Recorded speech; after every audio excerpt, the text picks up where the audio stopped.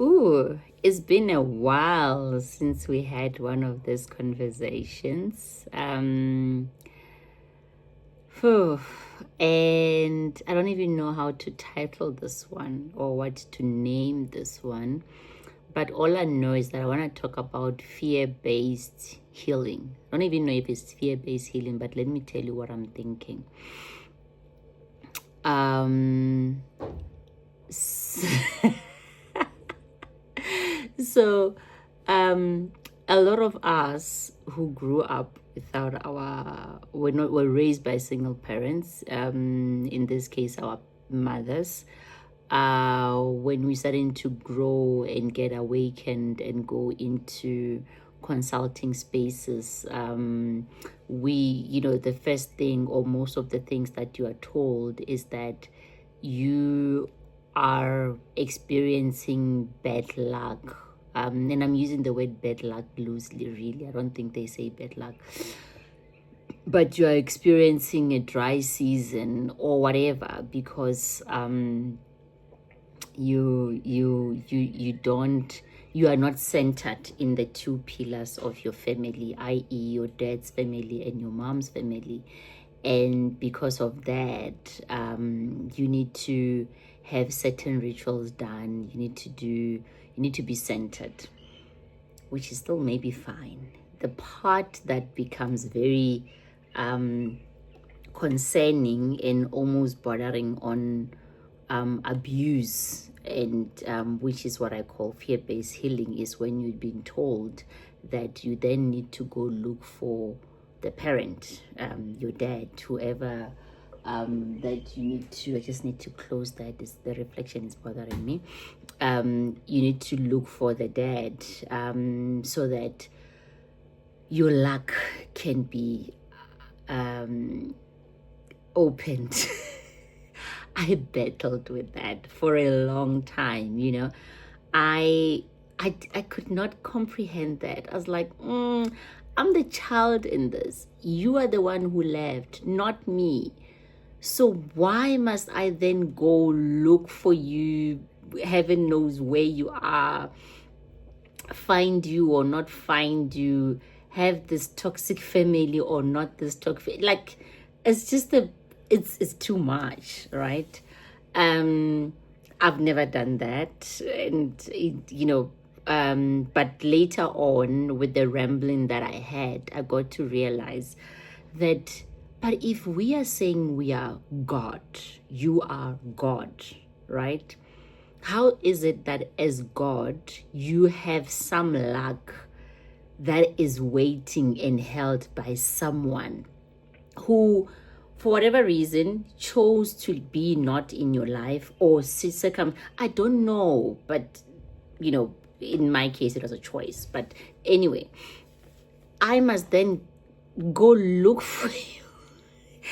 I'm the baby in this, right? That's been my reckoning for a long time. But anyway, fast forward to me awakening, waking up to myself to meet the best version of myself, waking up to remember that of course I am God, of course I come from God. Anything that's born of is that, right? And you can quote whatever you want to quote, but this is what I'm talking about. If you are born of something or from something, you are that thing, right? Your parents are a vessel, including the sperm that met the egg for me to be.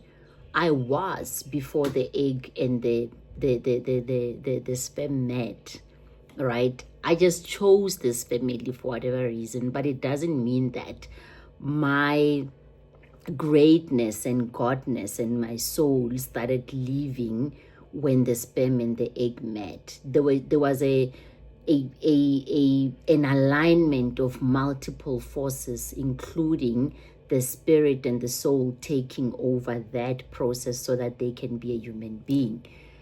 And so how is it then that we start my life at the point of the conception only, if we believe that life starts beyond that, right? conception is the one process that makes the door open so that I live in this life, all right? That translate into birth, equally I'll die, and that would be the exit in this physical world, right? And so fear-based healing says that you are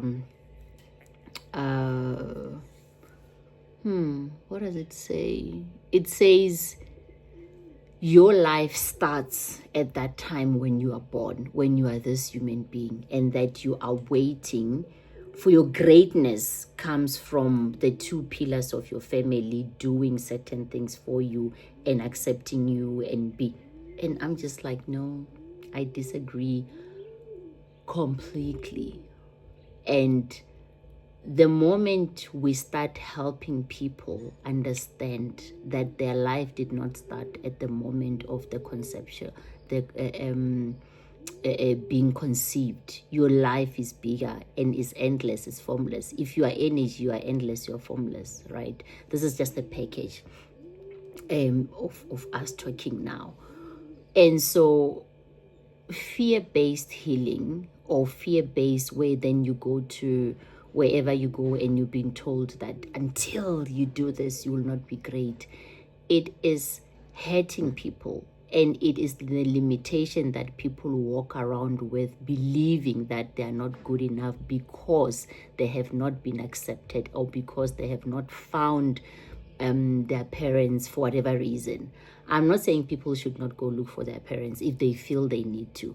However, my luck, my greatness as a human being cannot be held by one human being, and that luck then would be withheld indefinitely. I mean, we're contradicting ourselves. If the universe is operating from free will, like the absolute free will, that when you come here you accepted this life and you are given a free will, right? As much as you accepted the greatness, there is the thing that says there will be many opportunities and many possibilities for your life to happen the way it needs to happen. You could still turn left, but you will achieve what you need to achieve. The universe is not prescriptive, right? There is free will in your life. And so if the same universe gives the free will, why is it that in this life, in this space, it will not give free will? It will withhold some part of my greatness because of somebody else that I still need to go look for, right? And I'm saying this because until you've reckoned with that, and until you've healed, until you've done deep heal meditation, deep heal connection with the people that you come from, and where you're starting to converse beyond this realm, beyond this physicality, and you are able to connect with your people, right? The very people that they will say to you, oh no, they're angry at you because you didn't do that. That's another fear-based healing, honestly. The moment you're starting to connect and they show you where you come from, they don't just show you where you come from, they show you who you are.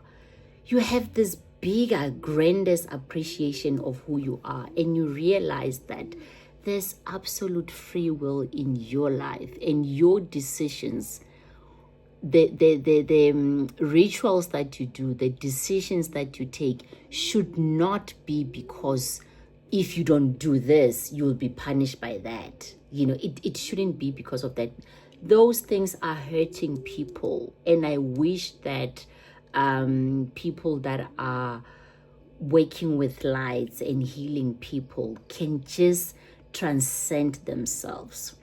Another thing is that when you are a healer and you're healing from an unhealed mind, you will transmit the messages that you are not even supposed to be transmitting, because you will be hearing what you want to hear, right? And when you're hearing what you want to hear, you're translating wrong things. Healers must be healed so that when you are healed, you can translate and talk to people and give the messages that you are given, not your cultural understanding of how things needs to be, not your spiritual belief of how things needs to be. You cease to exist as this person, and you connecting, and you are nothing but a medium. But a lot of us uses the pain that is still consuming us, and we're seeing the message in that painful, unhealed eyes, and we are what is the word in my language called tlhatlhoba?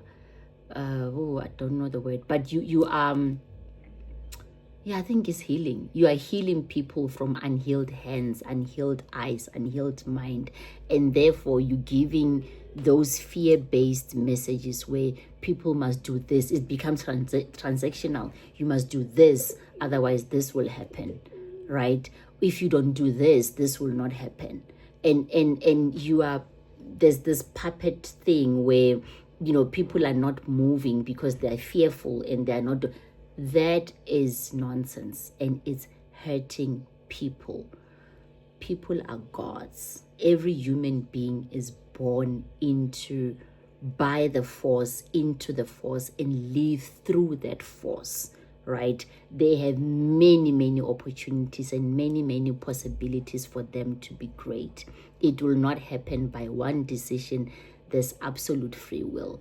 And the first part of healing is knowing that you come from the greatness, and that greatness is you, and that there's nothing outside of you that does not live inside of you. And so anything that I think is blocked lives inside of me. That's the first part of the healing. Then we deal with the other processes, right? Where we go deeper into that wound that makes us believe that we don't deserve this, and why we feel that the next person is going to unlock. It is fear-based healing, and I talk about it with passion, because I know that it is something that can really hold you back, right? If you want to go look for your other parents and whatever, please do that, right? But it is not a doorway to you being great or you achieving something, right? You can heal, you can connect with the people that you need to connect with. And if there's anything that you don't want to do, you fight it at your altar, at your praying, at your praying space. That's where you fight it with your people. That's where you negotiate and you reckon with your people, that you intercede for each other, right? There's not that hierarchy in the spiritual world where, you know, there's this hierarchy ways. No, it's a connection. It's the energies that are connected, and I intercede for you, you intercede for me, we intercede for one another. Ultimately, this energy, this realm is just fumed and fueled with greatness, and that translates into my life, translate into my generation to come. But for me to have this transactional relationship where I do this, and before I do this, then you can get that, right? I'm also not saying that rituals are not important. Rituals are very important, but they cannot be done from the fear that if I don't do this, this will happen. Is done from acceptance and from the understanding of what is it that in me needs to heal, right? This is too long, so I'll cut from here, and then we can continue when the time is right. My name is Tsidiwa Bila. We'll chat soon.